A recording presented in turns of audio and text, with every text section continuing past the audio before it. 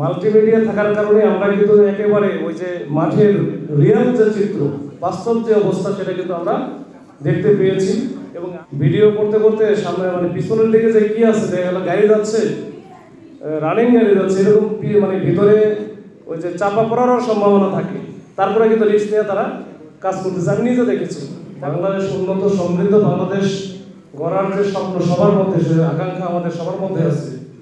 সেই আকাঙ্ক্ষা বাস্তবায়নে কিন্তু আমার মনে হয় মাল্টিমিডিয়া একটা অগ্রণী ভূমিকা পালন করছে। এটা আমরা এখানে মাল্টিমিডিয়ার যে আয়োজনটা চলছে, আয়োজনে যাদের আমি দেখতেছি তাদের সাথে প্রায় প্রত্যেকের সাথেই আমাদের মাঠে ঘাটে প্রান্তরে দেখা হয়। তো আমরা সবসময় একসাথে থাকি বলা যায়, একেবারে কি বলা যায়, মাঠে থাকি। তো প্রত্যেকের সাথে হয়তো ব্যক্তিগতভাবেই অনেকের সাথে পরিচয় আছে, ব্যক্তিগতের বাইরে হয়তো বা ওই রাস্তাঘাটে দেখা হয়, কথা সাক্ষাৎ হয়, শুভেচ্ছা বিনিময় হয়।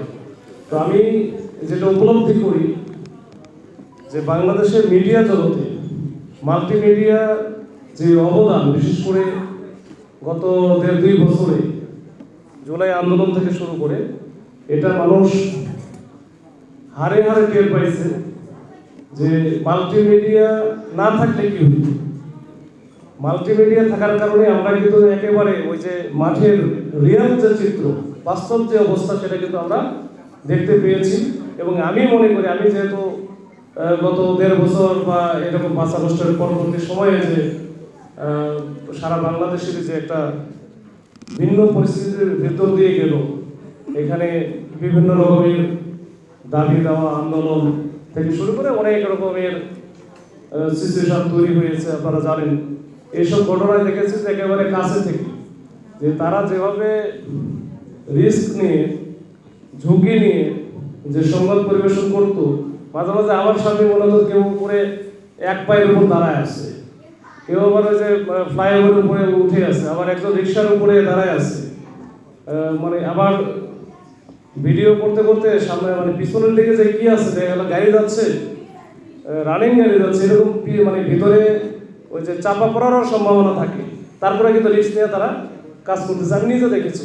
আমি অনেককে মানাও করেছে, ভাই এরকমভাবে রিস্ক নেওয়ার দরকার নেই, আপনার যদি 2-একটা ফুটেজ যদি বাদও যায়, আরও অনেকেই আছে, না থাকলেও সমস্যা নেই, কিন্তু নিজের জীবন তো আগে নিজের জীবনের সেফটি সিকিউরিটি দরকার, তারপরে অন্য কিছু। তারপরে দেখি তাদের মধ্যে ব্যাপক ডেডিকেশন।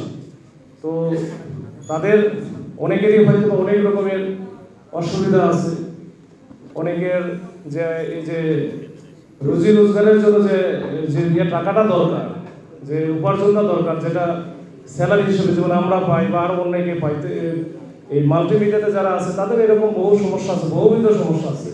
এটা হয়তো একদিন আস্তে আস্তে সবাই উপলব্ধি করবে, এই বিষয়গুলো একটা কাঠামোর মধ্যে চলে আসবে। তো সেই আশা রাখি। কারণ তাদের যে ডেডিকেশন আমি দেখেছি মাঠে, বাস্তব অবস্থায় এটা আসলে একটা অন্যরকম। মানে বাংলাদেশের জন্য, বাংলাদেশ উন্নত সমৃদ্ধ বাংলাদেশ গড়ার যে স্বপ্ন সবার মধ্যে, সে আকাঙ্ক্ষা আমাদের সবার মধ্যে আছে। সেই আকাঙ্ক্ষা বাস্তবায়নে কিন্তু আমার মনে হয় মাল্টিমিডিয়া একটা অগ্রণী ভূমিকা পালন করছে।